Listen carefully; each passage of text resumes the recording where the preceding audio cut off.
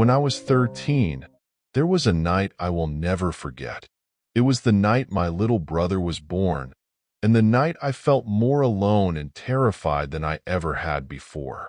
My mom had gone into labor in the late afternoon, and my dad rushed her to the hospital, leaving me home alone for the night.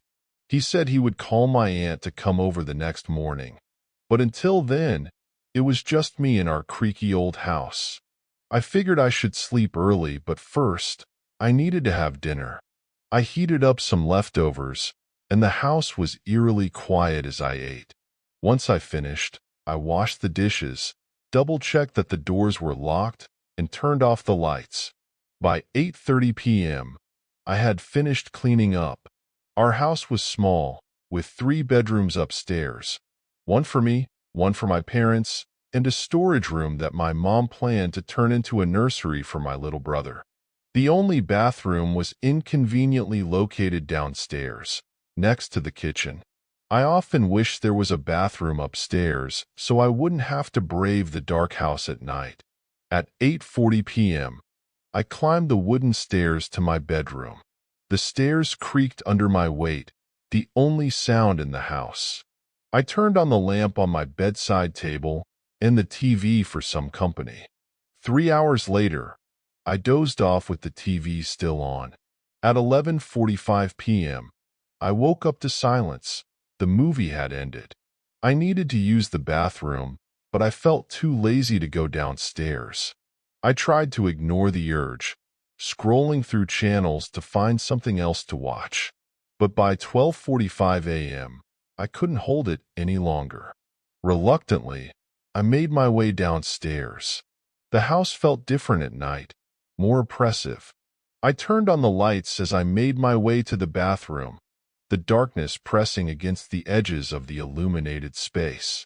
After I finished, I headed back upstairs, the stairs creaking again as I ascended. But then, just as I reached the top, I heard footsteps on the stairs behind me. My heart skipped a beat. Who could it be? I quickly turned on the hall light, but there was no one there. Just the shadows and the distant hum of the refrigerator from the kitchen. I told myself it was just my imagination, perhaps the house settling. I returned to my room and locked the door, trying to shake off the unease. My eyes drifted to the TV. It was off. I didn't remember turning it off before I left, but I pushed the thought aside and focused on the door, ears straining for any sound. Time dragged on. I sat on my bed, hugging my knees, staring at the door. Nothing happened. No sounds, no movement. I began to relax, convincing myself that the footsteps had been in my head. Exhausted, I lay back down, my eyelids growing heavy. Then, just as I was about to drift off, there was a knock at my door. I bolted upright, heart racing. Another knock, louder this time. Whoever it was, it couldn't be my dad. He would have called my name. Fear gripped me as I realized it must be an intruder. I jumped out of bed and pushed my desk against the door, my hands trembling. Then I heard it, a low, sinister laugh, echoing through the stillness of the house. It was mocking and cold, sending shivers down my spine. Frantically, I searched for something to defend myself with. I remembered my baseball bat under the bed.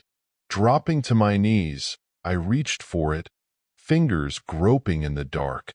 But instead of the familiar wood, I felt something icy and cold. I jerked back, scrambling to my feet, my heart pounding in my ears. The light from my lamp cast long shadows, and I noticed something chilling. The baseball bat was on my bed, where it hadn't been before.